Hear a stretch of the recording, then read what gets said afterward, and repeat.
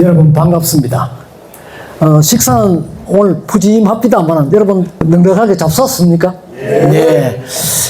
아까 주지스님께서 모두에 말씀하시기를 등구사의 역사적 관계를 잠깐 어필을 하셨는데 이 등구사가 물과 깊은 관계가 있습니다. 그래서 제가 오늘은 그 물에 대한 특강을 한번 해보겠다 하는 그런 제안을 했죠. 그래서 아마 그 본 주제는 환생과 관계되는 불교설화를 중심으로 해서 이야기하는데 그 중에서 아마 물의 존재가 포함돼서 강의가 진행되니까 여러분 그 양해해 주시기 바랍니다. 우선 오늘의 첫째 주제인 환생에 대해서 말씀을 드리겠습니다. 환생이란 무엇인가? 여러분 환생이라는 이야기를 많이 들었죠. 그런데 환생이 두 가지가 있습니다. 환생에 대해서 유학에서는 환생을 요거로 씁니다. 요거. 그 다음에 불교에서는 여러분 너무나 잘 아시죠? 요 환자가 뭔가 하면 헛개비입니다. 헛개비. 헛개비처럼 태어나는 걸 가지고 불교에서는 환생이다 이야기하고, 유교에서는 사람이 일단 한평생 살다가 생을 다하고 나면은 그 다음에는 다시 인간으로 태어난다. 그런데 태어날 때는 각기 이성에서 사는 모든 업을 토대로 해서 태어난다 하는 것입니다. 그러니까 이성에서 못된 짓을 하였던 사람은 그 인과 응보로 역시 다음 성에도 인간답게 사는 데는 상당히 지장이 있다는 것이죠. 그리고 불교의 환생은 마치 헛개비처럼 태어난다. 사람으로 이성에서 아주 일생을 길게 살았다. 그런데 돌아가셔가지고 저성에 가서 다시 인간으로 태어나느냐? 그렇지 않다는 것입니다. 그래서 불교에서 여러분들 너무나 잘 아시는 태어나되 육도 환생한다. 그러니까 반드시 사람으로 태어나는 것도 아니고 개나 소나 짐승으로 태어날 수도 있고 또 아기로 태어날 수도 있다는 것입니다. 그러니까 불교가 훨씬 더 엄하죠. 그러니까 절에 다니는 사람은 평생 동안 생활을 하면서는 선하고 어질고 또 보시 많이 하고 남을 많이 도와주고 마음의 생각과 겉으로 생각을 달리해서 하는다는 것이죠. 그러니까 항상 일치가 되어야 된다. 마음에서 생각이나 겉으로 내가 표현하는 생각이 다르면은 역시 육도 환생에 포함될 수가 있다는 것이 불교 설화에 나타나는 환생론입니다. 그래서 이 환생론을 보면 전부가 사람으로 태어나지 않고 짐승으로 태어날 확률이 아주 높다고 그럽니다. 그래서 가장 사람과 비슷하게 태어나는 존재가 개다. 개. 이 개는 한 끗만 앞으로 갔으면 사람이 되는데 사람으로 태어나지 못하고 개로 태어났다. 그러니까 개는 껍질은 짐승으로 태어났지만 개의 몸속의 영혼은 사람하고 거의 유사한 것이죠. 그래서 사람을 제일 좋아하는 짐승이 개죠. 근데 개를 함부로 말 안 듣는다고 이 개새끼 차고 이러면 안 돼요.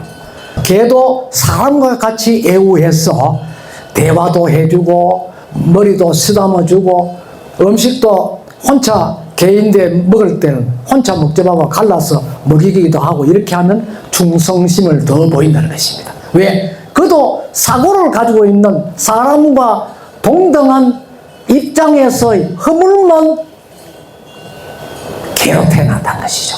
그렇기 때문에 어쨌든 육도 환생을 해도 사람과 거의 가까이 태어나는 짐승에 대해서는 손을 대지 마라 하는 것이죠.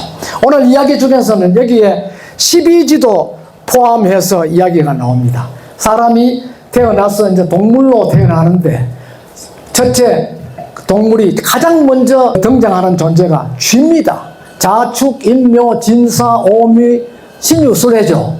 그래, 옥황상제가 그 온 인간 세상에 있는 동물들에게 뭔가 대표를 할 수 있는 12가지 동물을 선발해야 되는데 어떻게 선발할 수가 없더라. 그래서 문제를 하나 내는가. 자, 어느 시점에서 이 천상까지 뛰어오는데 가장 먼저 오는 순위에서 12짐승을 가리겠다.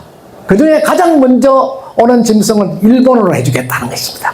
그래서 이제 모두가 짐승들이 같은 값이면 옥황상제가 인정해주는 그런 동물로 태어나면은 내가 비록 동물이지만 내 생에 자랑스럽게 이야기할 수도 있다. 그렇게 했는데 동물들이 1번부터 200번까지 막 줄을 수가 있는 거야. 그래서 깃대를 탁 누르면 출발을 같이 하는데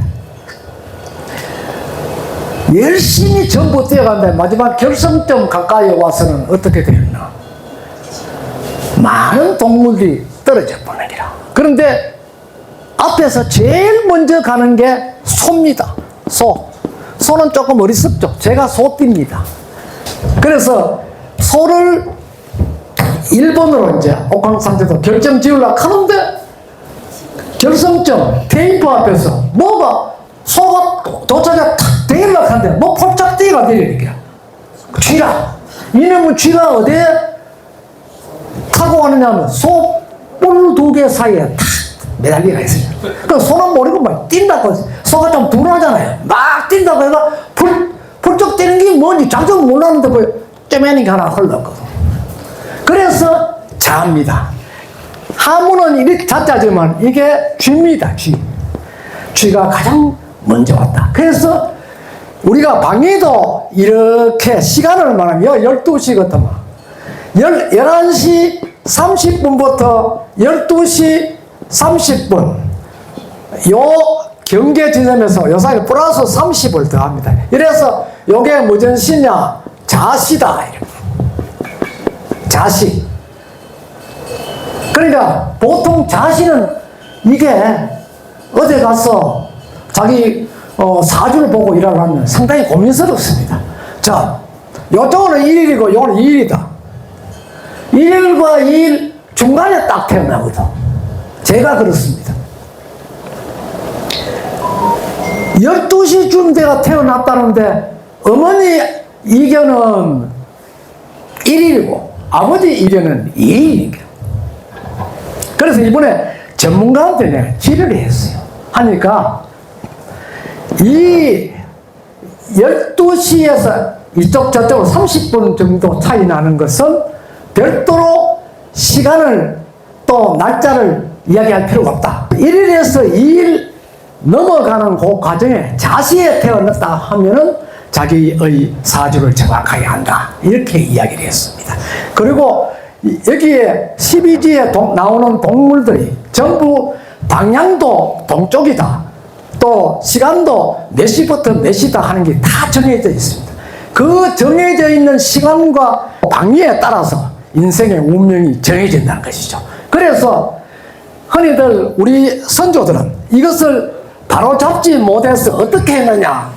연대로 이야기하니까 꼬박이 안 좋다. 연대로 이야기하면 안 좋으면 그러면 어떻게 할 것인가. 그러면 문제 해결을 어떻게 할 것인가 고민한 것이 사주입니다. 사주에서 등장하는 게 연, 월, 일, 시입니다. 자, 연월 일시, 연, 월, 일, 시. 사주를 보는데, 궁합을 보는데, 연자로 해서 안 맞으면은, 그 다음에 월자로 몇월 달에 태어나느냐 맞춰보고, 그것도 안 맞으면 며칠 날이고, 요래 맞추는 거야. 그래도 안 좋으면 시간으로 가지고, 시간은 좋으면은 조금 부족해도 남녀 간에 결합이 가능하다. 이렇게 평가를 합니다. 이게 이제 사주의 허용성이야. 이게 우리 설화에도 분명히 나와 있고요. 궁합설에도 똑같이 해석을 합니다. 그래서 이 사주를 어떻게 하느냐. 거기에 대해서 이제 학자들 간에는 어떤 문제가 있는가 하면 예를 들어서 어떤 A라 하는 사람이 띠가 용띠다. A가 용띠다. 그 용띠를 같으면 몇 월 달 태어났느냐? 밑에 있는 사람은 토끼띠다. 토끼, 용이다. 토끼하고 용하고 이제 이래 만나는데 서로 같이 만나면 사이가 안 좋은 게요. 그런데 피하는 방법 어떤 방법이 있냐 하는 데서 중요한 것은 용은 1년 중에 반터는 하늘에 있습니다. 반터는 하천이요. 저수지 같은 데 있습니다. 언제가 하늘로 성취하느냐? 춘분입니다. 춘분. 춘분에 올라갔다가 추분에 내려옵니다. 이거는 하늘입니다. 하늘. 이거는 하지, 물. 여기에서 이건 추분 이후부터는 물을 직접 관리합니다. 그러면 하늘에 올라갔을 때는 어떻게 하느냐? 하늘에서는 천우, 하늘의 비를 관장하는 그런 동물로 해석을 합니다. 그렇게 해서 기우제를 지낼 때도, 봄에 지낼 때는 그러면 어디가 해야 됩니까? 큰 못에가 지내야 됩니까? 안 그러면 산 꼭지에 올라가야 됩니까? 선생님 언제? 그 시점에 성천을 하늘에 올라가는 시기 춘봉이거든. 추봉이 아니고 춘봉부터만 봄이지 않습니까? 봄에는 용이 하늘로 올라갔기 때문에 비가 오면 어떻게? 높은 데 올라가서 기우제 지내야 용이 그걸 보는 거야. 근데 밑에 푹 꺼진 저수지나 하천에서 제사를 지내고 이러면 비가 올 수 없다 하는 논리입니다. 그리고 가을 가뭄이 심할 때는 산에 올라가면 되지 않아요.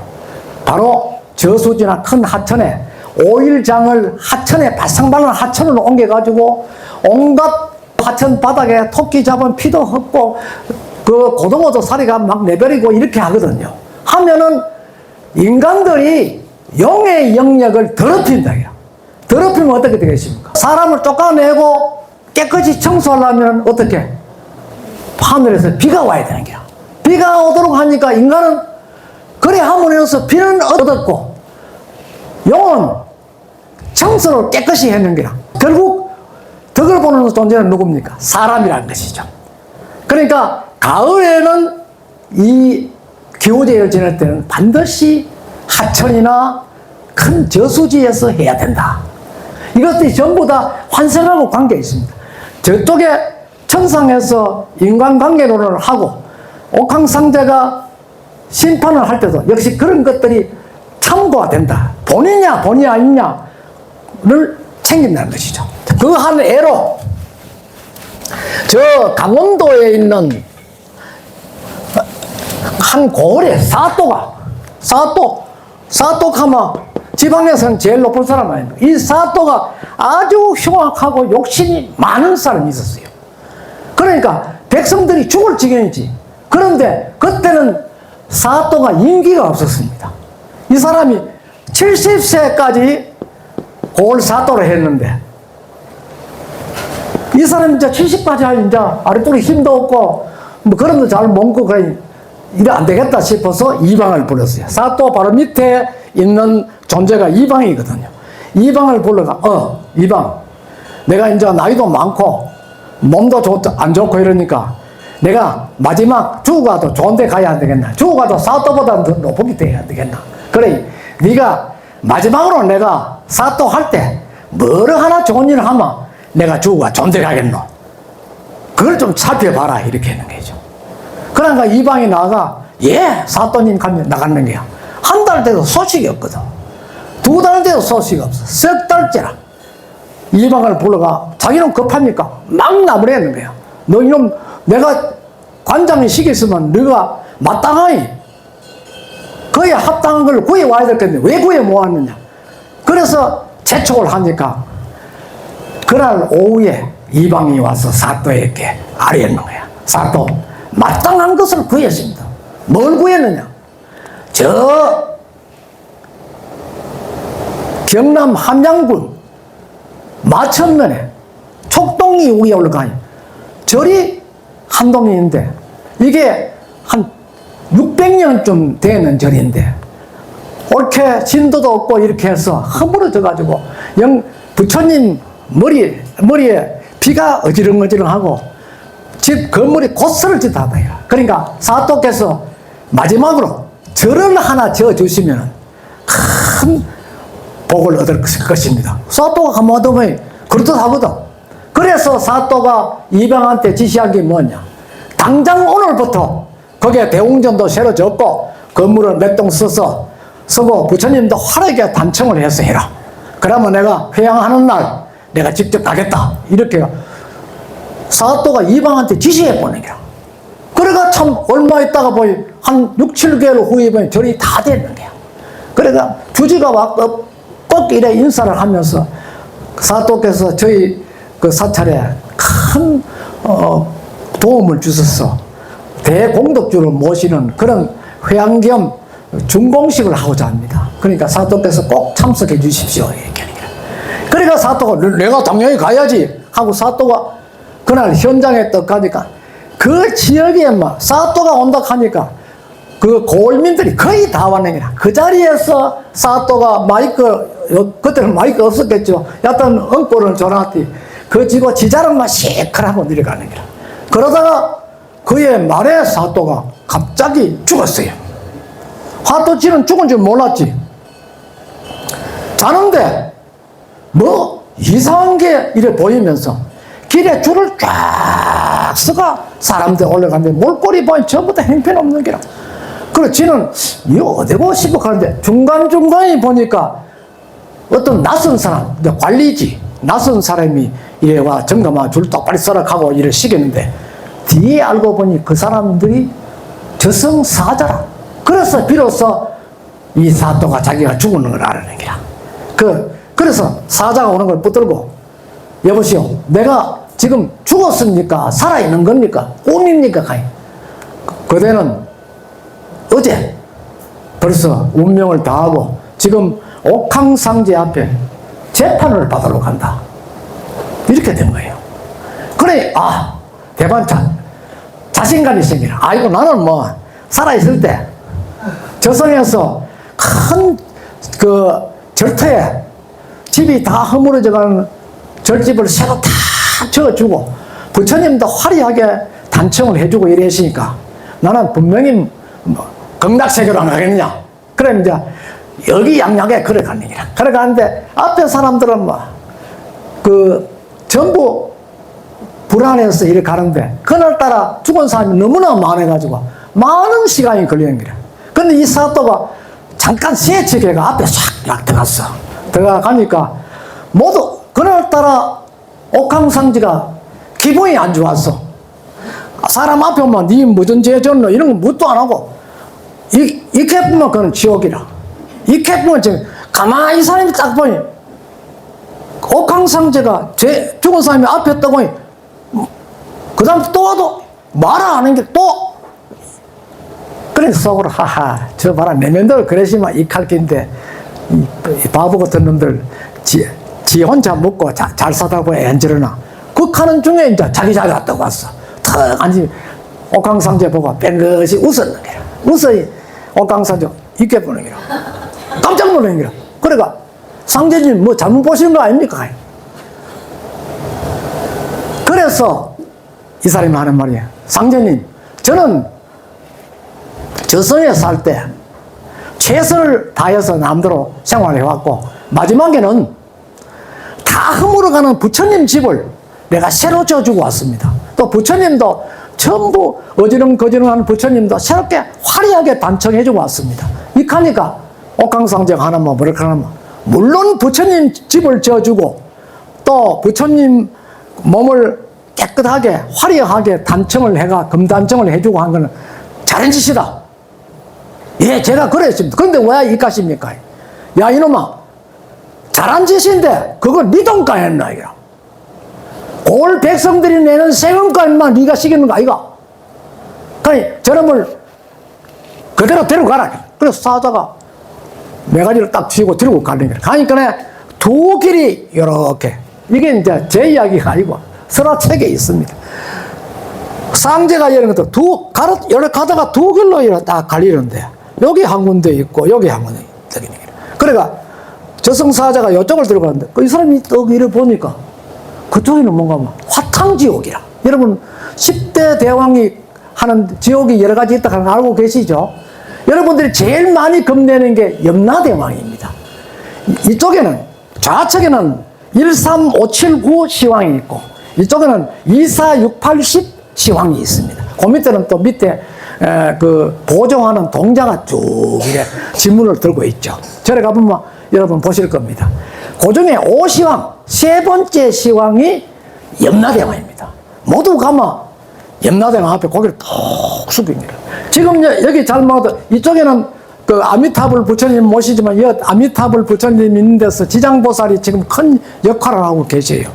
극락천도 하려고 계시는데 이 밑에는 지금 우리 육안으로는 도저히 볼 수가 없죠. 그러나 여기는 수많은 돌아가신 영가들이 전부 엎드려 있는 거예요. 그럼 남들은 변명도 하고 바르게도 이야기하고 이렇게 하는데 국선 변호사 돈 안 내고 변론해 주는 분이 누구냐? 아미타불 1번, 2번 지장보살 몇 번입니까? 과감하게 이야기하십시오. 부끄럽습니까? 저 뒤에 보살님 1번 아미타불, 2번 지장보살. 예, 요 앞에 두 번째 선생님은 아시네. 지장보살입니다. 지장보살은 국선 변호사라. 요 사이 같으면 돈 안 받고 모든 중생들이 마지막까지 모두 극락왕생할 때까지 나는 지옥문을 지키겠다는 그런 소명을 가진 분이 바로 지장보살입니다.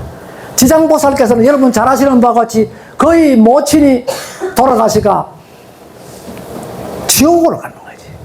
깜짝 놀란 거야. 그래가 다시 부처님한테 말씀을 드려가지고 인간세상 가서 어머니가 돌아가신 그 지역 자기 고향에 가서 절에 가서 탑 앞에 그 어머니의 홀령을 모시고 그 영가 천도를 해서 어머니를 극락왕생시켰다는 게 있습니다. 그것이 아마 백중하고 관계되어 있는 그런 설화입니다.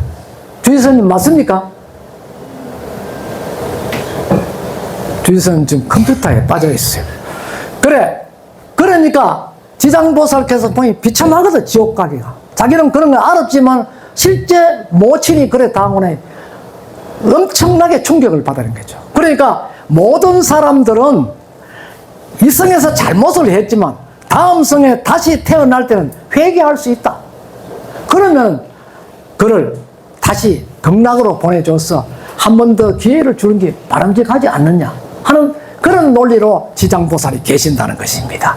그래 이제 지장보살이 거기 계시는데 이제 여기 와 오니까 화탕지옥에 탁 보니 불이 뭐 지옥에 왔는 사람이 막 불이 붙어가 와 하며 가다가 또 싹 그 녹아보고 없어졌다가 또 사람은 태어나니 또 불 붙어가 와 가음 지르고 그 고통이 막 그 느린 그 화탕지옥 내에 수많은 지옥 중생들이 와가 몸부림을 치고 있는 거야. 그래서 자기는 도저히 안 되겠는 거야. 그러면 이쪽은 어떤 거? 이쪽으로 한번 가보자 하면 사자한테 이쪽으로 가 조용한 게라 맨편하니 그 얼핏 보니 연못 큰 연못면으로 잠평한데 자세히 이래 보니 그게 똥지옥이라 지옥인데 한 사람이 목이 쑥 내가 훅 하고 숨을 들이마시고 있거든. 목이 이만큼 나오는데 요 위에는 그 지상이고 요 밑에는 똥통이라. 그런데 가만히 이 사람이 보니 꽤는 있지. 이래가 내가 이쪽으로 가겠다. 냄새나도 이쪽으로 갈란다. 이쪽은 뜨거운 뭔가 이쪽으로 간다. 가만히 있더니 이쪽에 사자가 이쪽으로 이제 낙하를 시켜보지. 똥통에 들어가는 거야. 똥통에 싹 엄청나게 깊은 거야. 그래 헤엄쳐가 이렇게가 위에 이래 똥통 위에다가 머리를 탁 내미. 아까 머리 내미는 그 사람이 손을 탁 내가 머리를 확 누르면서 야 이놈아 내가 이 머리 오늘 내미는데 300년 걸렸다 이기라. 네가 오늘 올림이 왜 대가리를 올리러 가면 확 눌러 보거든. 그러니까 지옥은 어느 지옥이나 좋고 나쁜 것이 없다. 동일하다 하는 그런 논리입니다. 그래서 우리 한국 설화에도 지옥은 아수라 장과 같다. 그 어느 곳도 조금 낫고 그런 거 없다.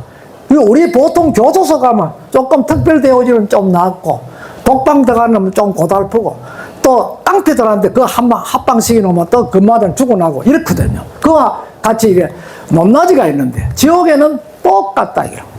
그래서 지옥은 좋고 나쁜 것이 없다 하는 것입니다. 용은 상상의 동물인데, 상상의 동물로 등장하면서 제일 먼저 부과되어 있는 존재가 물입니다. 물. 용은 물입니다. 물은 흔히들 여러분 하문을 쓰면 요게 물수배입니다. 그죠? 그 다음에 요렇게 쓰죠. 하천에도 삼수변 이렇게 쓰고, 이렇게 하자를 물하자로 쓰죠. 이 물수는 뭡니까? 물수에 여기서 일자로 세로로 끊는 거 위에는 하늘입니다. 요 밑에는 땅이죠. 땅이다. 땅과 하늘을 연결시켜주는 존재죠. 그래서 이것은 하나의 생명력을 부과한다. 이 생명력을 부과하는데, 이 생명력은 하나의 에너지가 된다. 힘이 된다. 힘이 되어서 인간에게 왕성한 어떤 길을 보여주는데, 그런 이제 흔히들 풍수에서도요, 용혈이다 이렇게 얘기할 때가 있습니다. 상당히 혈이 강하다는 것이죠. 요 일자라는 이름은 하나는 하늘이고, 땅은 밑이고, 상이고 하고, 그 다음에 이 위쪽에는 하늘이지만 남성을 상대합니다. 아래는 여자입니다. 그래서 요 남자가 있는 자리는 플러스입니다. 요 오형에 보면 플러스고, 저 양이다 이러죠. 요 여자가 있는데 마이너스입니다. 그런데 사람이 남자가 여자하고 결합하는데 반드시 물이라는 존재가 근원이 된다는 것이죠. 남자가 여자 밑에는 여자한테 가는 거야. 인간관계 결합을 가려면은 남자가 여자한테 가야 되지, 여자가 남자한테 가지 않는다. 그럼 남자가 장가 감닥하죠. 누구한테? 여자한테 장가 가고, 그 다음에 여자는 시집 간다 하죠.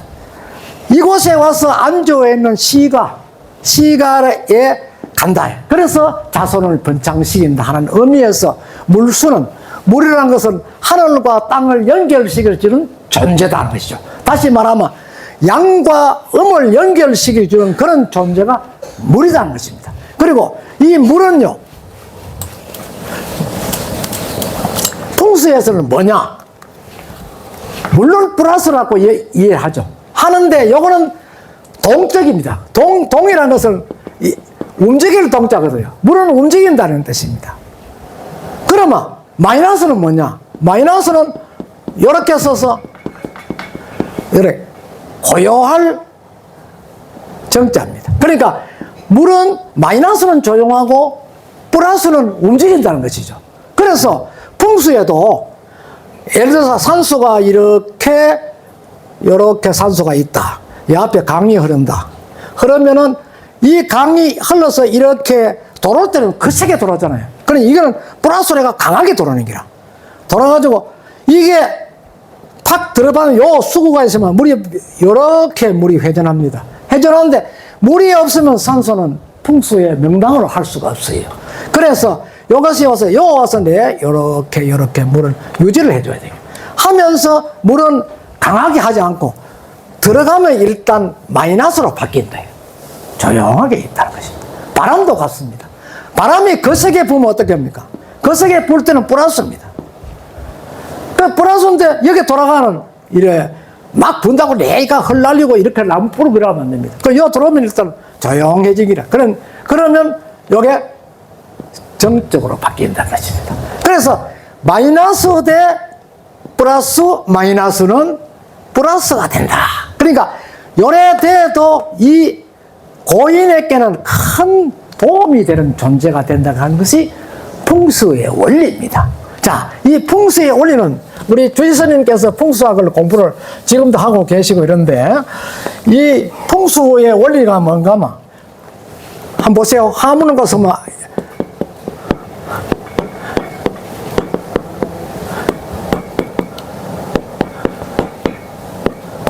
항상 물이 있습니다. 자, 바람은 감추울 장자거든요. 바람은 감추고 물은 얻는다는 것입니다. 물 안 얻으면 안 되지. 그러니까 이걸 다 안 쓰고 여기에 감추는 풍자하고 얻는 물하고 합해가 풍수라 이렇게 이야기를 한다는 것입니다. 이 풍수 논리에도 전부 그 음양이 연결되어 있고 또 양과 음이 조화되어 있는 것이란 것이죠. 그러니까 이 환생도요. 환생 자체가 내가 아무리 어떤 일을 잘하고 내가 이 저승에서 아무리 그 좋은 일을 했다 하지라도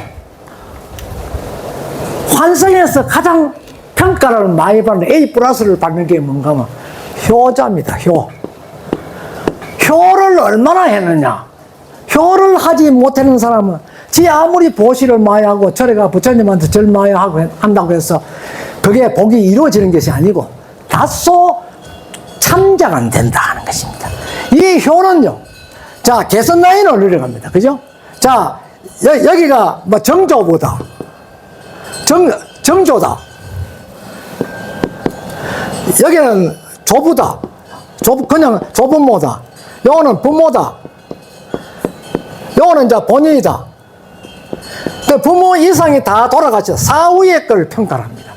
살아있을 때는 때에 따라서 잘되기가 재산, 요새 그런 거 많죠? 재산 지한테 많이 돌아가려고 아버지한테 와, 내 부부간에 와가, 저기는 딴소리 하면서 와가, 거기서 갖다 드리고, 형제가 알아서 지 혼자 가가, 이래 아버지의 뭐 없고, 며느리도 가가 아버지의 어떻고, 이런 뇌물 공시를 하지 않습니까? 그런데, 이런 것은 살아서 보다는 돌아가신 사후에 어떻게 하느냐에 따라서 정상 참작이 된 것이 환생론에 포함됩니다.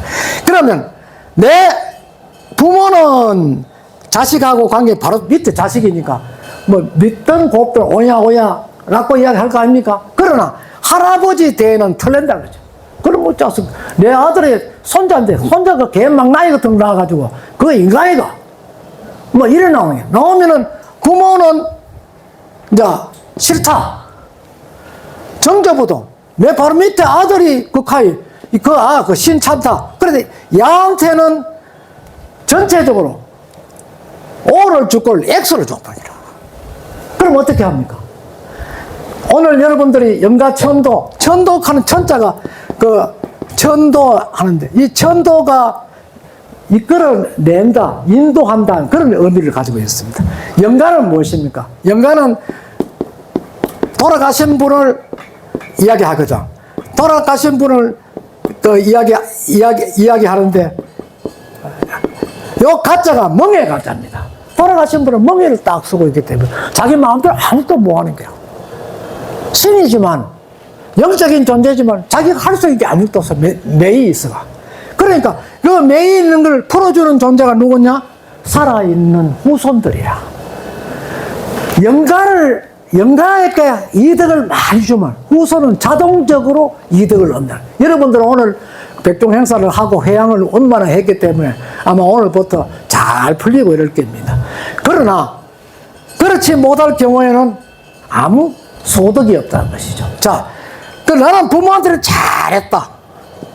그래 할아버지도 여기 보니까 A는 할머니는 참 좋은 일을 많이 했는데 할아버지 B는 약점이 있었다.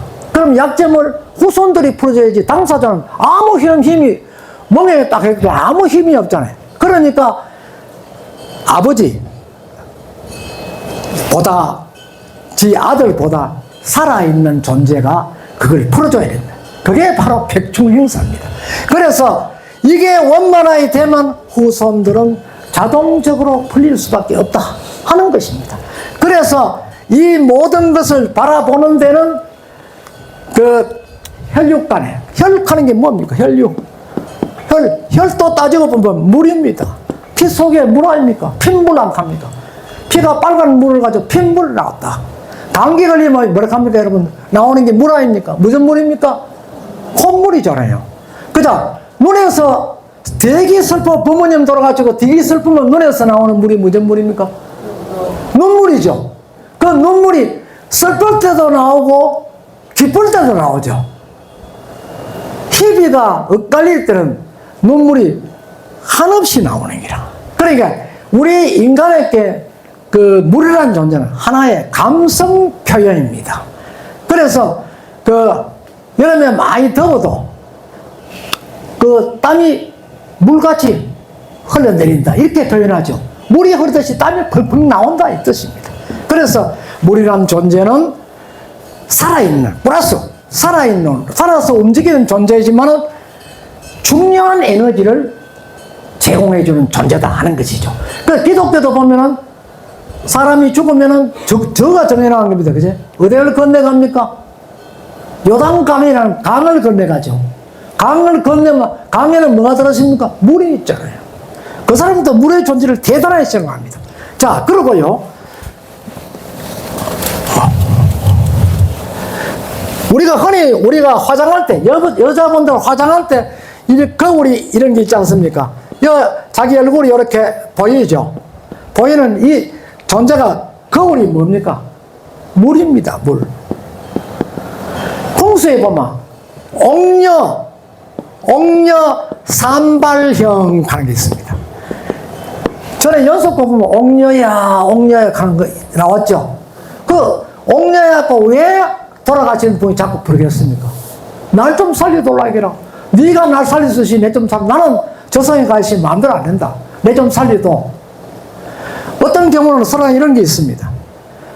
이웃에 어떤 사람이 죽어가 왔는데 잘못 죽어가 왔는 거야. 그 다시 돌아가는데 어떤 사람이 자기를 붙들고 그 서로에는 밀양사람이라고 되어 있습니다. 붙들고 내 아들이 어디에 사니까 가서 내 아들한테 아무 것이한테 내가 어려울 때 장례사를 열몇 성이나 받아 먹고 내가 띠먹고 와봤다. 그것 때문에 지금 9,000원 헤매고 있지. 내 아들 만나가서 제발 그 이야기를 좀 해도. 이렇게 해서 그 사람이 그렇게 이야기하니 아들도 대충 알고 있더라는 것입니다. 그래서 그 사람이 그 배를 가지고 그 사람 빌려준 사람한테 찾아가니까 그 집 아들은 잘 살고 있는 기라. 업을 안 받았으니까 잘 살고 있는 기라. 그래서 그분한테 장례사를 떡 주면서 죽을 죄를 져서 용서해 주셔서 해도 우리는 필요 없이 다부 가져가라. 우리는 이거 없어서 살고 어른들 해놓으면 난 모르니까 다부 가져가라. 이렇게. 그런데 사정 해가지고 결국은 받아주기를 하고 이쪽 A와 B 양측에서 후손들이 이형제를 맺었다 하는 그런 내용도 나옵니다. 그와 마찬가지로 옥녀 산발을 형은 옥녀가 세수를 하고 앉아가 머리를 빗는 형입니다. 그 머리를 빗는 형이 비교적 여러분 잘 모를 거라. 우리 지방에 보면 대구 한의대학이라고 있어요. 이야기 들으시면 모르겠다. 대구에서 유명한 한의사 제한한방병원의 그 병원장을 하던 변정환 씨가 그 이사장을 지금 있는데 그분 학교가 있는 자리가 바로 옥녀 산발이에요. 사람이 머리 감고 막 머리를 말리는 과정에서는 뭐가 있어야 자기가 정상적으로 머리가 감기나 안 감기나 말랐나 안 말랐나 보려고 하면 뭐가 확인합니까? 거울이죠. 그 거울을 반드시 그 옥녀 산발형 앞에는 반드시 거울이 있어야 돼. 그래야 이게 옥녀 산발형에는 명당이 되는 거야. 대구 한의대에 옥녀 산발형인데 대구 한의대가 딴 대학은 경산 12개 대학에 있다 종합대학이 한 3개가 망해버립니다. 그런데 좀 한의대가 내 번창하는 기라. 그 원인을 보니까 풍수의 원리에 맞게 비보했다는 것이죠. 옥녀 산발형인 A 지구에서 옥녀가 딱 보니까 내려다 보니까 옥녀가 거울을 볼 수 있는 지역이 어딘가 하면 자인단호 이야기 들었었죠. 자인단호 앞에 중구지라는 못이 있어요. 중구지라는 못하고 정면을 탁 보입니다. 그럼 옥녀가 물에다가 딱 자기 얼굴을 보는 거예요. 옛날 어른들은 챔빛과 머리 빚을 때 보면 큰 다라에다 물 떠가지고 거울 대신에 빚도 하죠. 맞죠? 예, 그렇게 하는 거와 같이 풍수에도 비보는 부족한 걸 채워준다는 뜻입니다. 비보가 바로 옥녀 산발형은 바로 물이라는 것입니다. 그 물이 멀리지만 보이면 서로 플러스 마이너스가 결합을 해서 명당지지로 된다는 것입니다. 또 하나는요, 여기 지금 경구사 여기에 무량수전이 이곳이요, 이 계곡이 요 절 아닙니까, 그죠? 요 계곡 여기 뭔가 하면은 금구 입수형입니다. 금구 입수형이 뭐냐면 금거북입니다. 금거북이가 물 먹으려고 도랑에 입을 쭉 내밀고 있는 자리라. 그 자리에 만약 스님께서 요 대웅전 또 무량수전을 절라고 요 머리 쪽에 딱 비쁘고 저를 요따 딱 붙여가지고 저는 문제가 생기는 거예요. 그게 뭐냐면 물 먹으려고 내려온 데는 물을 원활하게 공급해줘야 이 산의 모든 곳이 전 명당이 되는 거야. 그런데 명당 지지를 깨버렸어요. 깨보면 명당 지지를 깼다고 여는 좋아지고 여는 나빠지고 그게 아닙니다. 상당히 다 나빠진 거라. 그래서 이곳은 등구산은 역시 거북이가 기어 올라가는 산이지 않습니까? 그렇기 때문에 항상 물과 관계가 있다 하는 것이죠. 그래서 여기 무량수전을 지을 때 건물을 놓을 때 사람이 올라가는 자리에다가 거북이를 양쪽에 이래 돌로 같이 새기가 놔둘라. 혜태도 좋고 놔둘라. 그런 이야기를 내가 주문을 했더니 오늘 스님이 해주셨네요. 그래야 하면은 거북이란 존재가 또 뭡니까? 물이라 물. 거북이도 물, 혜태도 물, 용도 물이라. 여기에 보면 상냥문을 제가 썼는데 여기 보면 위에는 용이고 밑에는 거북구자가 써놨습니다. 용도 물, 거북이도 물. 목조 건물에 왜 용과 거북이를 쓸까요? 화재를 비보한다는 것입니다. 여러분 서울에 가면 경복궁이 있죠. 경복궁 그 큰 건물 그 이름 뭔데? 건정전이죠. 건정전 앞에 보면 계단 올라오는데 혜태가 이쪽 다 있습니다. 혜태가 뭐라 그랬죠? 선생님 뭐라 그러십니까? 혜태가 물이라 하죠. 선생님 많이 아십니다. 혜태가 물이거든. 물이 있음으로 인해서 경복궁에 불나는 걸 비봉한다는 것이죠. 처음에 이성계가 천도를 해서 경복궁을 짓고 나니까 화재가 일어나가면 또 타버리고 또 새로 해놓이 또 화재가 인왕산에서 뭐 작용이 돼가 화재 났지 않습니까? 그래서 뒤에 유명한 풍수가가 그 앞에 혜태상을 조각하도록 했는 거예요. 그러고 인왕산 밑에다가 호, 범호자. 인왕산이 범 아닙니까? 범호자를 쓰고 압사, 누를 압자입니다.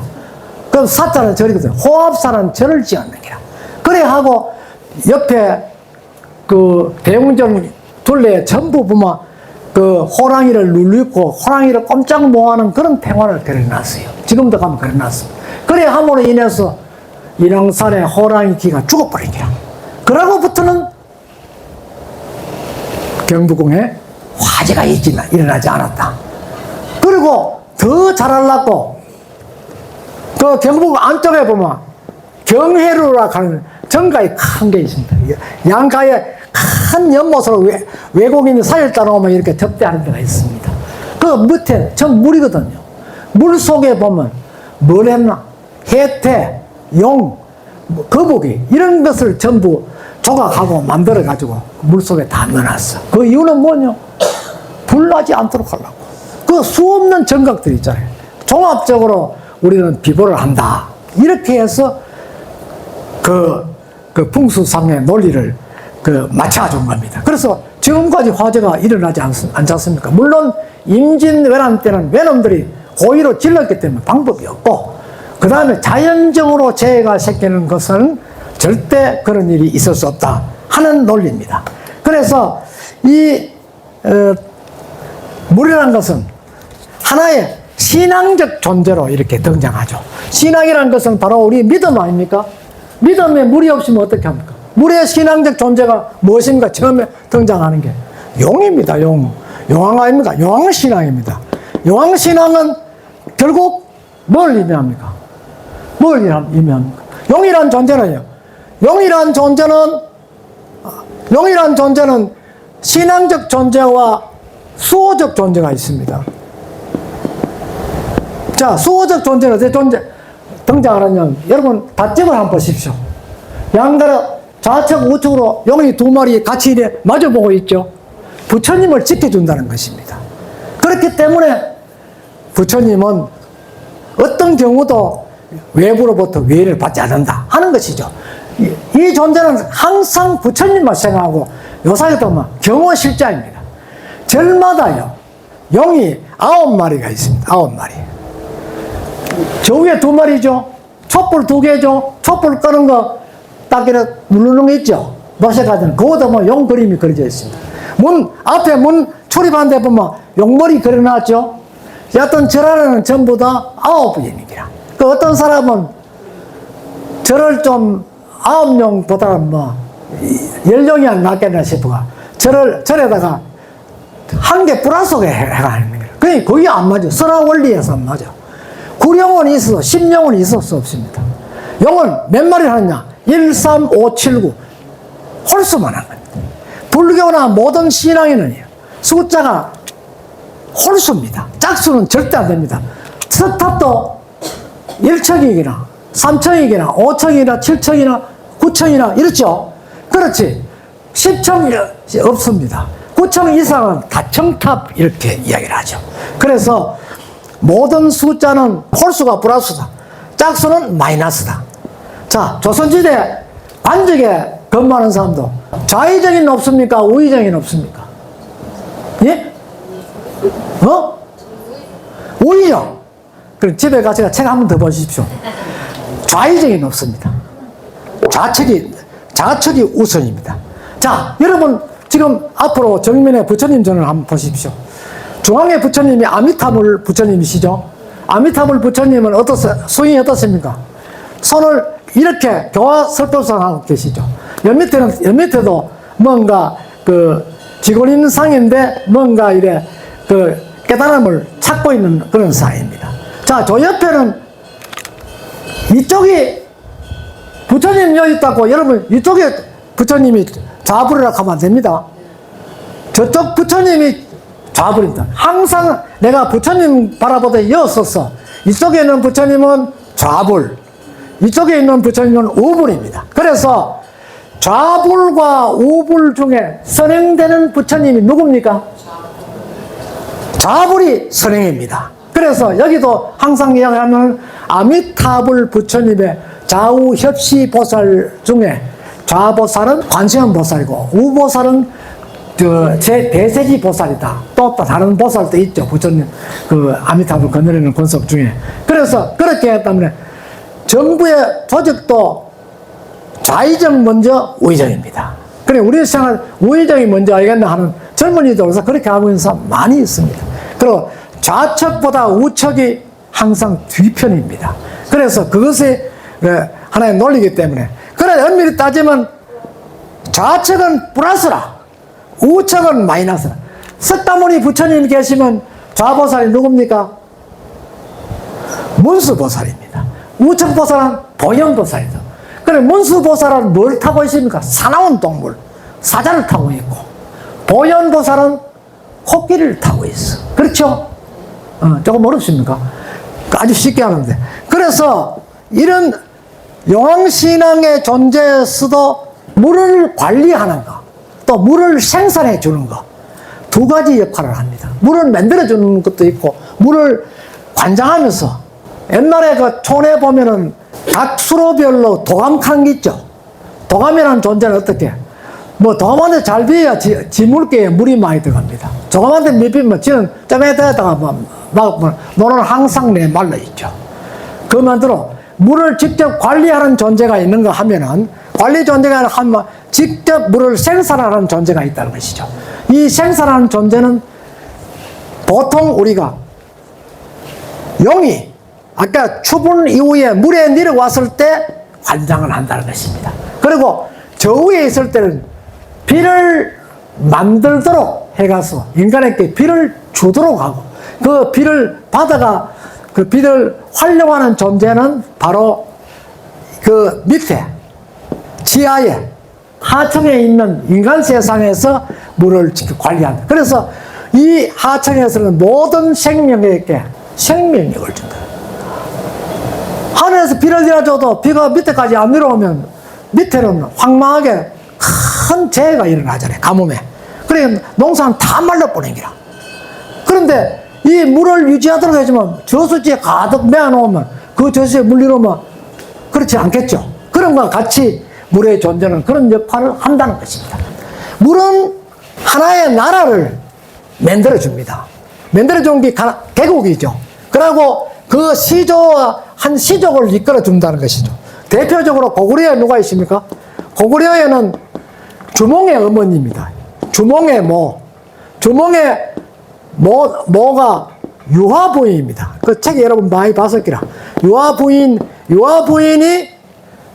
연못에 가서 아주 맑은 물을 떠먹고 임신을 해내기라. 물론 뭐 남편이 있었겠지. 잉태를 했는데 그로부터 10달 후에 뭘 낳았습니까? 유화부인 주몽을 바로 낳았습니까? 딴 존재를 낳았습니까? 모르시죠? 유화부인이 낳는 것은 알을 낳았습니다. 알을 낳으니까 고구려 왕이 알 낳으니까 아주 뭐 요사스럽다 그냥 쫓아내버리기라. 그런데 그 알이 어느 날 부활을 해가 아들이 옥동자가 나왔는데 그 옥동자가 누군가 막 주몽인 겁니다. 주몽. 그래서 여러분 주몽하는 6곡을 보시는 거 봐도 그것도 첫째 부인, 둘째 부인 사이에서 그 여러 가지 갈등이 많이 일어나죠. 나는데 결국은 주몽이란 존재가 고구려를 통일해가 지가 시조왕이 됩니다. 그런 존재고. 자, 경주에 보면 여기 박씨 있습니까? 밀양박씨나, 예. 우리 대보살께서 박씨. 저는 화학 전공하던 고등학교 선생님이십니다. 그런데 이 박씨의 시조는 누굽니까? 헛거세. 예, 헛거세인데, 박씨의 부인은 누구고? 부인은 알령 부인입니다. 알령 부인이죠. 알령 부인. 그 알령 부인은 어디서 태어났습니까? 우물에서 태어났습니다. 우물. 경주 오능에 가면 알령 부인이 태어난 알령정이라고 있어. 대보살님 그까지는 못 보셨죠. 내 화학 실험한다고 못 봤을 거야. 알령정에서 아주 그 아름다운 딸이 태어나는 기라. 그래서 그게 건강하게 자라는데 16세쯤 될 때 박역거스의 눈에 탁 꽃이 보는 기라. 그러니까 둘이가 결혼을 했죠. 그러니까 박역거스도 어디서 태어나십니까? 알이죠. 그러니까 알에서 태어나는 박역거스하고 물에서 태어난 그 알령 부인하고 이렇게 서로 결합해서 신라의 계곡을 이룩했다. 경주에 가면 오능에 가면 그런 기록이 있고 실제 그 장소를 전부 다 만들어놨습니다. 그때 그 관계 상생 아시려고 하면 우리 대보살님한테 물어보면 많이 아실 겁니다. 그래서 알령 부인이거든. 이 부인의 예를 들어서 전부 만들었단 것이죠. 저는 김해김씨입니다. 김해김씨로서 시조가 요요 산천 가면은 그 가야의 마지막 왕인 구전왕이라고 있죠. 그 돌무더기가 산소를 만들어내는데 그 시조 할아버지가 김수로 대왕입니다. 김수로 대왕은 어디서 태어났습니까? 알입니다. 경주 김씨 시조 김알지를 어디서 태어났습니까? 알에서 안 태어나면 지 이름을 알지라 할 수 있는가? 알에서 태어나기. 그 사람이 위에 알에서 태어나는 희한한 닭도 아니고 그제 태어나는. 그러나 우리나라를 처음 개국한 시조 왕들은 다 알이라. 알아이면 그거는 사람이 안 돼. 그 알에서 태어나는데 알이 문득 그 후손들 안 그러면 거기에 나라를 이미 집권하고 있는 사람한테 초대받아가 왕으로 바쳤는 거라. 그래 처음에는 알을 가져와가 박혁것의 경우는 알을 가져가가 신라 육부촌장 중에 우두머리가 자기 집에 가가 장롱 속에 딱 넣어놨지. 거기에 부었다 해가지고, 아니, 옥동자로 통 나와버려요. 그, 얼마나 놀랬겠어요. 그, 김수로 대왕도, 가야국은 국왕이라는 게 있었어요. 신라는 육부초이고, 그건 국왕입니다. 국왕 중에 우두머리가 아동환이라는 사람인데, 아동환이 그 알을 가지고 가가지고, 알을 6개 다 가갔어요. 가지고 가가 자기 집에 가 장롱에 떡, 이런, 놔뒀지. 부하가 나오는데, 제일 먼저 되어 나오는 사람이 김수로 왕이라. 그 다음에 5명은 차례로 태어났는데, 그게 그 당시에 가야국이 있을 때, 육가야가 있죠. 예, 육가야가, 아마 이것도 가야가, 이 합천에도 가야가 연결되고, 성산 저쪽 가도 몇 가야가 다 있지 않습니까? 육가의 왕으로 태어나기라. 그런데 중요한 거는, 알모대기 6개, 이래 돼 있어도, 요게 성이 전부 김씨 아니라, 이 하나의 그룹이 김씨가만 태어난 것이 아니고, 여러 사람이 후대 사람의 이야기에 의해서 성씨가 새로 부여되는 거예요. 다 김씨가 아닙니다. 그러나, 김의 김씨, 가락국에서는 모두가 김씨일 것이다, 형제일 것이다 해서 서로 합친 것이 가야연명체다 하는 것입니다.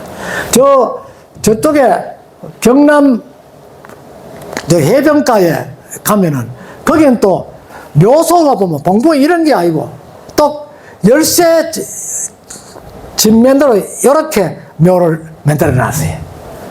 이걸 가지고 일본의 묘제를 뻔땄다 해가지고 원래 가야가 일본의 속국이었다. 이따위로 이야기하는 경우가 있어서 상당히 애로가 많습니다. 저는 지금, 가야연구원의 자문 교수로 지금 제가 있습니다. 그런데 이것은 요 일대에서 가야인들이 독창적으로 묘제를 활용한 것이 오히려 여기에 해변가에 무역하러 온 놈들이 그걸 보고, 그거 좋다 싶으면 일본 적어도 지배자 무덤을 요가 똑같이 만들어 놓고는 뒤에 가서 뒤엎어가 우리 여기 있는 거 봐라 이거 보고 요 뻔 따서 만드는 거 아이가 이렇게 해도 이야기한다는 것이죠. 그래서 역사는 가야사는 지금 외부에서 왜곡을 시키지 가야인들은 절대로 왜곡을 안 시키고 있습니다. 그러니까 정사는 가야는 그대로입니다. 그래서 가장 안타까운 것은 우리가 신라 시대 그때는 삼국시대입니까? 사국시대입니까? 우리 대보살님 그 당시에는 몇 국시대입니까? 보통 우리 삼국시대 가죠. 사실은 사국시대입니다. 가야가 생겨났는데도 불구하고 가야를 빼부는 거야. 그 나쁜 놈들이 저는 이제 선조님들이니까 당연히 저는 그렇게 말을 해야 되죠. 그런데 실제 성산 고분이라든지 여러 고분에 발굴을 해보니까 그 당시에 실제 가야의 존재가 나타날 것이죠. 일본 놈은 뭐라고 하는가 김수로 왕릉까지도 가짜 묘다 이렇게 이야기를 한다고 그럽니다. 그러니까 정신 나간 놈들은 정신 나간 대로 놔두고 그렇게 해야 되죠. 그랬는데 이 모든 사람이 알에서 태어났는데 알에서 태어나는 매체, 알에서 태어나도록 도와준 존재가 아까 하늘에서 물려온다 하죠. 이렇게 지상하면 물의 영향을 받았다 하는 것이죠. 그러니까 물이 없으면 안 되죠. 자, 우리가 아기를 생산해가 아기를 낳잖습니까? 그러면 병원에서 의사들이 알코올가 몸 닦습니까? 안 닦습니다. 마른 수은가 일단 가에 피물라든지 태물 묻은 거 대충 누르고 그 다음에 어떻게 합니까? 물과 깨끗이 씻어줍니다. 그렇죠? 물로 깨끗이 씻어줘야 그때부터 인간이 탄생한 겁니다. 그게 이루어지지 않으면 아직까지 생명체로 보지 않는다는 것입니다. 그래서 그 태아에서 나오는 물도 태아수죠. 그 물하고 이쪽에 맑은 물하고를 들어있는 것입니다. 보통 우리가 정한수 하죠. 정한수 하는 건 무슨 물입니까? 물이 깨끗한 게 정한수입니까?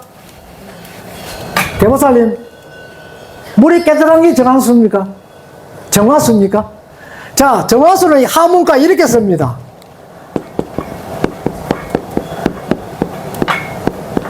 정, 뭡니까? 우물이죠. 우물을 아주 깨끗하게 해서, 화려할 화자거든요. 깨끗하게 해서, 깨끗해서 받은 물을 정화수가. 우물을 깨끗하게 받은 물은 누가 제일 좋아합니까? 아버지 1번, 2번 어머니, 3번 할머니, 4번 이웃집 아저씨. 몇 번입니까? 어머니입니다. 어머니가 정화수를 따가 뭐합니까? 자식들의 모든 상황이 원만하게 풀리고 인간답게 살아갈 수 있도록 기원하는 겁니다. 저도 우리 어머니가 많이 빌었기 때문에 석유관까지 공부를 했는 거예요. 박사도 따고 이런 거지. 그런 정성이 없으면 이루어지지 않은 거죠. 그렇기 때문에 어머니를 가지고 모정의 세월을 하는 영화도 있죠. 어머니는 모정이 있다는. 영철이라는 모씨 집에 가서 제가 그 사람 일대기를 쓰도록 해가 연구를 했어요. 가보니까 집은 비있고 어머니는 대구에 별도로 집을 얻어가 저가 아파트를 사가지고 어머니 모시고 형제는 안 모시고 있는 거야.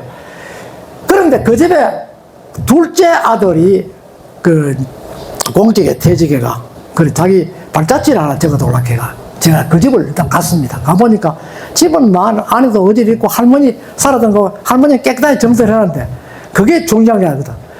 뒤에 보물탕령이 장독대가 탁 나오는 게라. 하하. 그 장독대 위에 자세히 이래 살펴보니까 옛날부터 그 어머니가 장독대, 그 어머니와 또 그 어머니 장독대 위에 사발을 얹어놓고 맑은 물을 우물에 떠가지고 그 위에 놓고 자식들을 기렸던 그 흔적이 있었다는 것입니다. 그래서 하하 이 집에는 정화수를 떠서 정화수는 이른 아침에 떠요. 다른 사람 하나도 안 볼 때 이른 아침에 제일 먼저 뜨는 물 사전 찾아보면 이른 아침에 제일 먼저 우물에 뜨는 물을 정화수를 한다 딱 되어 있습니다. 그 물을 떠서 자수한테 피는 거예요. 아들이 과거 시험치를 갔죠. 경산도에서 서울까지 가는데 빠른 걸으면 그러면 보름 걸린대요. 한양까지 가는데 제변도로 꾸꾸정하가 이래 그러면 지금 한 1년 걸리고 말 타고 가면 그거 빠르겠죠. 그래 한 달 가까이 돼가지고 도착하는데 그 아들 과거 시험은 그 아들이 치면 손발이 다 닳도록 비는 사람은 어머니입니다. 아버지는 안 빕니다. 아버지는 빌 줄도 모르고 어머니가 비는. 어머니는 그거 어디 배웠는지 모르겠어. 어머니가 비는 기라. 손바닥에 지문이 다 날아가네. 그런데 아들이 과거장에 들어가지고 붓글과 탁 과제를 박아 설명하는 걸 쫙 이래 설락하니까 붓이 안 움직이는 기라. 그러니까 뭐 답은 하겠네. 글이 안 나오는 기라. 그럴 때 어머니가 애절하게 기도할 때, 자, 한번 보십시오. 이거는 대충 들어가 될 일이 아닙니다. 자, 이래 쭉 나오면 여기 어머니가 장독대 위에 물그릇을 이래 올려놓고 기도 안 합니까? 아들 올 과거 시험 들어가는데 부디 급제하도록 해달라고 비는 기라. 요즘 서울에서는 아들이 앉아가지고 시험을 치고 있는데 당최 이게 안 풀리는데 땅 밑에는 뭐가 있습니까? 땅 밑에 물이 흐르죠? 수맥입니다. 그죠? 물이 흐르면 이거는 세계적으로 물이 다 통하는 겁니다. 그러니까 어머니의 이 정성이 에너지가 이렇게 쭉 연결돼가 아들 엉덩이까지 쑥 가버리게. 그래서 아들이 먹물을 찍으면서 먹가루는 물도 물이죠. 물을 찍으면서 붓으로 가. 그때부터 일치월장으로 막 서는 게. 그 사람이 자원급제 하잖아요. 그게 왜? 어머니의 정성, 정안수를 떠놓고, 정화수를 떠놓고, 정안수도 맞고, 정화수도 맞습니다. 떠놓고 기도했는 것이 자식에게 교감된다 하는 것입니다. 그것이 바로 물이랍니다.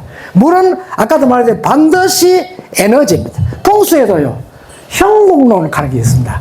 아까 금구 입수형, 또 새가 알을 안고 있다 해가지고 금닭이 알을 품고 있다. 그거가 금계포란령 가거든. 금계포란령에 물이 들어가지 않으면 여기에는 화재가 일어나서 항상 마을이 사라지기 쉽다는 것이죠. 그러니까 풍수에는 항상 물을 하려고 하면 결국은 여기다가 요 근처에다 물이 흐르도록 요 도수를 만드는지 이렇게 만들어줘야 된다. 그래야 여기가 명당이 된다는 것이죠. 그와 마찬가지로 물이라는 존재는 하나의 생명을 창출하고 그 생명의 힘의 원천이 되게 하는 것이 물이다. 그러니까 우리는 물이라는 존재를 대충 간과해서는 안 된다는 것이죠. 그리고 또 물이라는 존재는 주술적으로는 뭔가 잡기, 내한테 나쁘게 하는 악기를 물죠. 여러분 잘 안 풀리고 집에 내 꿈자리 시끄럽고 제가 한 3, 4년 전에 꿈의 미학이라는 책을 350쪽 되는 책을 출판했어요. 거기 뭐 꿈 해몽하고 꿈의 어떤 요소, 꿈의 어떤 지능 이런 걸 쭉 써놨는데 그 책이 연말 때가 책이 나오자마자 다 나와버렸어요. 그 이유는 그 책 속에 그 여러 가지 있는데 그 업자들이 싸가더라고. 싸가지고 연말에 업자가 관공서에 찾아가가 내년엔 좋은 꿈 꾸이소 가면 그 책을 하나씩 선물해 는 거예요. 그러니까 그 책이 다 나갔죠. 비록 꿈속의 존재라 할지라도 물은 인간에게 어떤 감흥적인 어떤 표현을 나타내고 특히 물은 내한테 나쁜 일이 있을 때 여러분 어떻게 합니까? 직구덕이 온화하지 못하면 뭘 합니까? 바가지에다 뭘 넣는다 할매들. 저는 민속 학예사기 때문에 그런 것도 합니다. 바가지에다가 물을 넣죠. 물을 넣고 집에서 소중하게 생각하는 그 음식 같은 거 조금 넣어가 그 풀죠. 풀어서 물에다 휘 젖어가 칼로가 던지죠. 그래가 객구 물린다 하는데 그런데 그런 것도 있지만 내 집에 어떤 나쁜 악귀가 들어오지 말았고 아침마다 바가지 물을 떠가지고 물을 이래 3번씩 이래 뿌리면 그날은 나쁜 악귀가 들어오지만 악귀를 물리치는 존재도 물이라는 것이 등장한다는 거죠. 물이 얼마나 중요합니까? 그러니까 물은 반드시 그런 역할을 한다. 이 물이라는 존재에서 얼마나 물이 그리웠는지 6.25 사변이 일어났어. 저쪽 외관 전투에 투입된 학도병 이우건이라는 학도병이 엄마한테 편지를 쓰는 글이 있어요. 여러분 가보시면 비석이 요만합니다. 조그만합니다. 조그마한 요런 돌비석 여기다가 이우건 학도병 편지 가면서 그 편지를 써가지고 그 사람이 전투가 치열해가지고 포항 쪽으로 배수돼서 돼가지고 그 편지를 어머니한테 전달하지 못하고 그 사람이 죽었어요. 죽었는데 뒤에 유품을 보니까 어머니한테 보내는 편지가 있었다. 그 편지를 열어보니 어떤 거? 편지 내용이 이렇습니다. 여러분 가시면 다부리 전투장 가면 그 이우건 학도병의 편지 가면 써놨는데 여러분 그 앞에 가면 다 웁니다. 그거 보면 어머니 왜 전쟁은 일어납니까? 왜 똑같이 생기고 똑같은 말을 하는 사람들끼리 서로 죽어야 합니까?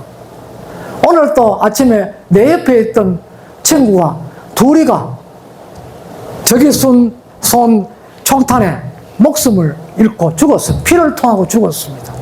어머니 저는 살고 싶습니다. 그리고 꼭 어머니를 만나고 싶습니다. 어머니가 해주시는 상추쌈을 제가 먹고 싶습니다. 그리고 어머니 나는 어머니 갖다 주는 우리 뒷뜰에 있는 우물에 두레박에 퍼준 그 물을 왈칵왈칵 마시고 싶습니다. 어머니 꼭 살아서 가겠습니다. 이렇게 글을 남기고 그는 어머니에게 그 편지를 전달하지 못하고 죽었다는 것입니다. 그건 정말 가슴 아픈 이야기입니다. 그 사람이 왜 물이 먹고 싶었을까요? 그 물은 이우건 학도병이 그렇게 먹고 싶어하고 그리워했던 물은요, 그 물은 어머니입니다. 이우건 학도병은 어머니를 물로 생각했는 거야. 물이다. 어머니가 얼마나 나를 위해서 기도하고 계시겠나 이런 생각도 하지만 어머니는 물이라는 존재로 자기가 간곡하게 어머니한테 편지를 적었는데 그 학도병은 그 편지를 어머니한테 전달 못했다. 그냥 관광하는 사람들은 그거 와서 그냥 이래 보고, 아, 비서가 있구나. 지내가 아프지만, 우리는 또 그렇지 않거든요. 한참 이러다 보면 눈물을 훔칩니다. 그래서 이런 이야기, 또 신라의 화랑이 어머니가 보고 싶어가지고, 제 유튜브에도 올려놨습니다만, 어머니가 보고 싶어서 전장터에 나갔다가 도저히 신라 화랑들이 다 죽어가니까 홀로 계시는 어머니를 못 보고 나도 죽겠구나 하는 생각했어요. 탈령을 해가 버리는 게라. 탈령에 오니까 그 어머니가 그 아들을 만나주지 않은 거지. 왜 전쟁에 있어야 할 네가 도망왔느냐? 나는 너 같은 비겁한 자식을 낳은 적이 없다. 다시 돌아가라. 차라리 죽어서 온더라. 이렇게 문을 닫고 나가지 않았습니다. 그러니까 그 아들은 그 길로 다시 적진으로 갔습니다. 그리고 얼마 후에 두 사람의 병사가 작은 통을 흰 보자기에 서서 가봤어요. 그 보자기를 전달하기 위해서 병사가 둘이 하는데 어머니가 바깥에서 말 울음소리가 나가 뛰쳐나가 보니까 흰 보자기에 들은 통을 들고 두 병사가 와더라. 어머니는 직감적으로 아들의 머리인 줄 알았는 거죠. 그래서 어머니는 아무 말도 하지 않고 감사하다 하면 그걸 인사를 하고 그 사람을 보내고 그걸 안고 자기 방에 들어가서 아들의 수갑을 열었습니다. 아들이 머리가 들어있죠. 그 머리에다가 자기는 가슴 속에 있는 객가슴에 젖을 내서 아들한테 드리는데 그 아들에게 준 어머니의 젖은 무엇입니까? 물입니다. 물. 생명의 원천이었습니다. 신라의 화랑의 어머니이기 때문에 냉정하게 아들을 전장터로 다시 내보내서 비굴한 자식이 되지 않게 하였던 것입니다. 그리고는 자기는 들보에 걸쳐 놓았던 흰 기죽개 같은 큰 천 그거를 끄집어내어서 아들이 수갑이 들은 통을 덩어리에다가 맸습니다. 그리고는 나머지 천으로 자기의 목을 걸어서 뛰쳐내렸다는 것입니다. 그제서 모자가 함께 생을 마감했다는 신라 화랑의 어머니와 화랑에 대한 이는 설하기보다는 전성되는 실화입니다. 이것이 남아있다는 것이죠. 그런 걸 봤을 때 그 당시에 어머니가 한없이 흘렸던 눈물, 그 눈물은 슬픔의 눈물이고 그리운 눈물이죠. 기립다. 요사이는 그립다 하지만 그때는 기립다. 저는 시이기도 합니다만 시를 쓸 때는 기립다 하는 이야기를 많이 씁니다. 그래서 그 사람은 그 기로운 표정을 내가 아들을 비굴하지 않게 했던 엄마다는 그런 마음에서 아들의 영혼을 같이 안고 저승으로 떠났다는 것입니다. 그분은 아마 극락세계에서 잘 살고 계시겠죠. 그리고요, 또 있습니다. 여러분이 너무나 잘 아시는 원효 대사입니다. 원효 대사 아십니까? 원효 대사 모르십니까? 제가 한 5년 전에 출판한 원효란 책입니다. 이 원효란 책에 보면은 우리나라에 원효가 주석했던 절마다 제가 다 찾아갔어. 거기에 원효 대사가 남긴 설을 전부 재록해서 이 책에 300몇 쪽입니다. 책에 실었습니다. 이 책을 전국 각 사찰에 다 있습니다. 원효가 군사 자문성으로 있으면서 신라의 군사 자문성이거든요. 자문성으로 있을 때 백제가 멸망하고 고구려가 멸망했지 않습니까? 백제 고구려가 멸망하는데 고구려로 넘어갈 때 신라 군사가 대동강을 건너는데 그때는 폐가이라 했어요. 대동강을 건너는데 원고로 오는 당나라에 소정방이가 보낸 편지가 있어. 빨리 제대로 온다고 하는데 신라군은 벌써 뭐 거의 다 건너가는데 신라 군사가 2만이 왔고 그 당나라 군사가 10만이 왔습니다. 그래 고구려를 마지막 지는 고구려가 얼마나 강한지 모릅니다. 그 661년에 백제를 멸망시키고 그 다음에 668년에 고구려를 멸망시켰거든요. 그런데 갑자기 그 편지가 왔는데 편지를 글로가 안 쓰고 뭘 하면 난생이 그림을 그리가 보냈어. 그러나 김유신도 문무왕도 그걸 해석을 못했어. 원효대사가 등로시에 자문하러 왔었기다. 찾아라. 그래 원효대사가 급히 찾아오니까 원효대사가 그림을 탁 해를 보디 속화이다 환 빠를 속자 환 돌아가라 빨리 돌아가라 이렇게 하는 거예요. 이 책에도 있습니다. 빨리 돌아가라는 말도 없고 그거를 저끼리 전부 그런 혈연 관계가 아닌 것 같으면 뭘 쓰리 이게 뭐 오히려 우리 말하려고 하나 이 생각할 거 아닙니까? 그러나 이 사람들은 건친 관계 때문에 믿을 수밖에 없었는 거야. 그래서 급히 문무왕이 그때 그 김춘주 왕은 벌써 661년 돌아가셨잖아요. 그래서 그 아들이 이제 대왕하면서 전투에 왔는데 즉시 철군하라 이된 거야. 철군하다가 뒤늦게 철군하지 못하는 강일에서 여기까지 좀 갔다가 입을 나왔는데 철군을 막기를 하는데 제 뒤에 늦게 가는 1000명이 남았는데 그때 고구려 군사들이 와서 활을 쏘게 1000명이 몽땅 죽어는 거예요. 만약 여기 그걸 몸푸르가 있었으면 다 죽어는 거예요. 몰살할 건데 원효의 해석에 의해서 군사를 살릴 수 있었다. 그것도 뭐냐 이 물이란 존재가 결국 소정방이에게 소정방이 군사 건너가시면 소정방에도 모였었겠는데 물 때문에 자제하면서 미리 건너가지 말라고 했는데 원효는 그렇게 해석을 했다는 것입니다. 그래서 목숨을 건질 수 있었고 훗날에 그 삼국 통일을 원만히 할 수 있었다는 것이 바로 그 원효와 관계되는 설화입니다. 그런데 원효가 그 후에 이 통일 이후에 그냥 있었느냐 원효가 공식적으로 40년 동안 절을 짓기나 자기 이름으로 절을 만드는 게 96개소입니다. 그 곳에는 원효가 늘 뭘 했는가 하면 추성공양을 했는 거야. 고려 전투, 백제 전투, 신라 전투에서 죽어간 모든 병사, 적이나 아군이나 상관없이 모든 군사의 영혼을 위로한 제를 지어줬다. 천도제죠. 제를 지어줬는데 한 번은 원효가 고구려 땅, 그 다음에 백제의 부원군이 있는 지리산 쪽, 이 지리산이 있어서 이 백제구역입니다.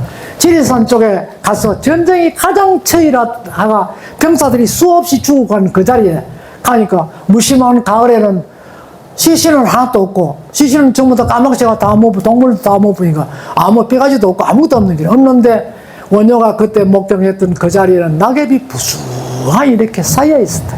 원효는 그 낙엽을 하나하나 주워 모으면서 눈물을 흘리면서 그들의 영혼을 위로했다. 그리고 미리 준비해 간 그 원효의 조롱박 속에는 아까 말씀드린 같이 일찍 있던 정화수가 들어있었다는 것입니다. 그 정화수를 군데군데 뿌리면서 좋은 곳에 그 영혼을 시도를 하락하면서 기도를 해줬다 하는 그런 기록이 있습니다.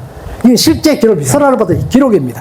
그런데 그런 기록이 바로 원효가 그 삼국 통일에서 적군이건 아군이건 간의 처절한 전투 속에 희생을 당했던 그런 한많은 군사들을 위로하기 위해서 그러한 행각을 했다는 것입니다.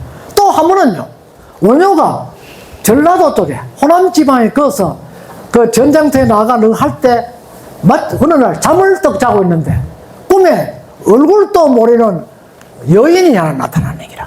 나는 너의 어머니다.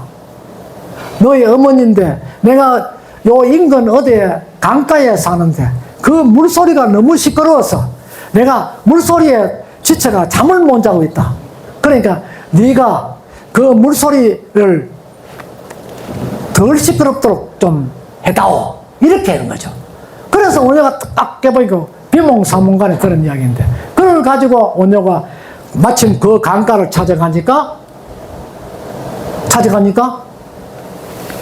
그 강이 있고 물소리가 참말로 시끄럽더라 이거라. 그래서 원효가 그 자리에서 물에게 원효 대사는 법신입니다. 물에게 메시지를 주는 게야. 중생들이 그 나타난 혼령이 어머니라기보다 신라 백제간 전투라든지 모든 죽어간 먼저 간 중생들을 상징하는 거죠. 중생들이 너희 물소리에 시끄러워서 밤잠을 설친다 하니 제발 물소리를 조용케 해라 하면서 고요할 정자로서가 탁 물소리에 띄었대. 띄우니까 그 이튿날부터 그 물소리는 현재까지도 물이 많이 내려가도 물소리를 전혀 들을 수 없다는 것입니다. 여러분들 혹시 호기심 있으면 가보시면 물은 세차게 내려와도 물소리가 전혀 없다는 것입니다. 그것이 어딨냐 하는 것은 이 책에 있습니다. 또 책선이라는 것도. 네. 그래서 원효가 그런 것도 해결했고, 또 원효가 물과 관계되면서 가장 소중한 인연이 됐던 것이 뭡니까? 해골물입니다. 해골에도 물이 있다는 것입니다. 물. 요거 두 개면 해골물 아닙니까? 그죠? 해골. 그래. 영어로 하면 head water지. 그죠? 해골물 속에 요거를 물을 원효가 자면서 너무 피곤해가 자기가 차고 있는 그 바가지, 조롱박 위에 막아놨는 그 속에 들어오는 물인가 싶어가 목이 맥히가 자다가 12시쯤 돼 꿀꿀꿀 마시니까 마시 옆에 잠자던 그 의상하고 같이 갔거든. 중국에 더불과로. 그 사람도 목이 막거든. 스님 나도 물 좀 주세요. 같이 마시는 게. 마시면 그렇게 시원할 수가 없었다. 그런데 석굴이 이렇게 됐는데 아침에 햇빛이 이래 들어오니 두 사람이 이렇게 누워 자는데 이렇게 자는데 햇빛이 이렇게 돌아보니 그래. 화내가지고 결국 원효가 먼저 깼는 기라. 떡 깨가 벌떡이라 딱 기분도 좋고 상쾌하다 감쾌했는데 이 사방에 이렇게 하다 보니 아이고 밑에는 막 갈비뼈부터 시작하 손가락 뼈까지 하얗게 흘러 있어. 알고 보니 그 자리에는 마을 공동묘로 사용하던 토굴이게 토굴. 석굴이 아니고 토굴. 그걸 가지고 화문을 가지고 흑토자 감자를 이랬습니다. 감자 요래가 용용자 쓰는 겁니다. 토감 하는 게 뭔가마 여러분 아시죠? 부처님 새길 때 안에 폭파가 이래 새기는 게죠. 폭 들어가는 거. 그래 감시를 판다 이렇게 하죠. 감시를 판다 이렇게 합니다.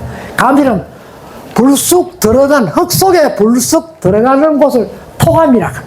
한 토감 속에서 사람이 죽은 시신이 그 매장된 곳에 앞부분이 헐어져서 뚫힌 자리에 갑자기 비바람이 몰아쳐가 그들 둘이가 어두우니까 그곳에 피해서 자다가 물을 마셨다는 것이 자기가 가져갔던 물인 줄 알았는데 결국은 내서 보니까 그게 해골 속에 들어든 물을 마셨대요. 그 아침에 해골 속에 물을 마셨거든요.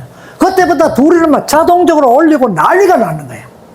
났는데 의사가 막 구역질을 계속하고 막 몸부림을 쳤는데 원효가 한참 하다가 원효하고 의상하고 나이가 7살 원효가 많습니다. 그래서 한참 하다가 원효 갑자기 정신 나간 사람처럼 덩실덩실 춤을 추니까 그럼 왜 췄을까요? 깨달음을 얻었다는 것입니다. 깨달음을 얻었다. 이게 깨달을 얻자거든. 깨달음을 얻었다는 것입니다. 그래서 하하 내가 어젯밤에 물을 마실 때 다시 한번 여 무덤이라고 한 걸 모르고 내가 허리춤을 찼던 조롱박 속의 물이라고 생각할 때는 그렇게 시원하고 단맛이 있고 잠자러 왔는데 내가 아침에 일어나가 해골 속에 이 바가지 속에 들어있는 물이라고 생각하니까 후역질이 난다. 하하 내가 이 생각하고 있는 모든 것이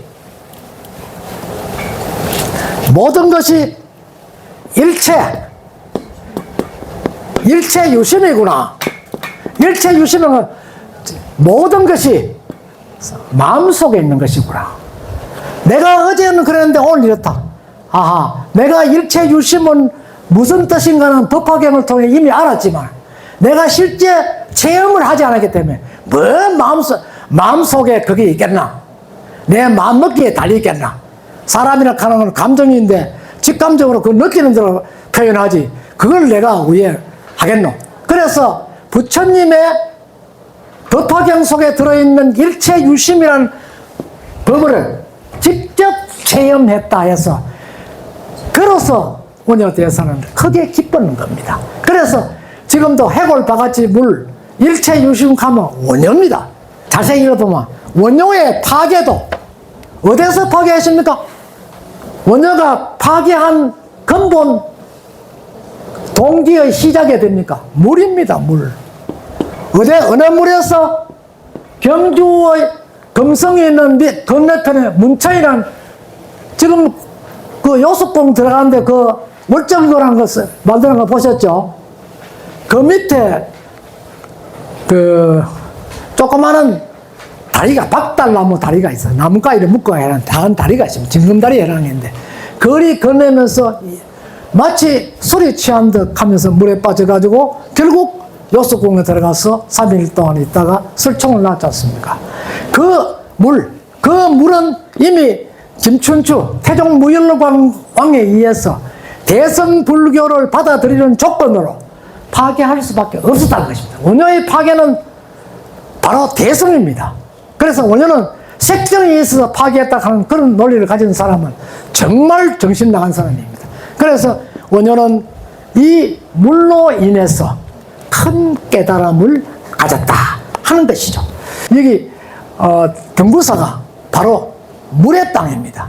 그래 이곳에는 오면은 물이라는 것은 소원을 해주는 그런 땅이다 하는 의미에서 이곳 등부사에 오면은 여러분들과 소통할 수 있는 그런 존재로서 역할을 해줄 것이다. 특히 거북이는 물이지 않습니까? 집안에 어려운 일 있을 때는 여기 와서 거북이 등도 한번 시담고 또 옆에 계곡물에다가 생수를 한 마시보고 이렇게 하시면은 큰 복이 있으리라 믿습니다. 오늘 시간을 할 게 많이 있습니다만은 시간 너무 길어서 여기에서 생략하겠으면 좋겠습니다. 여러분 고맙습니다.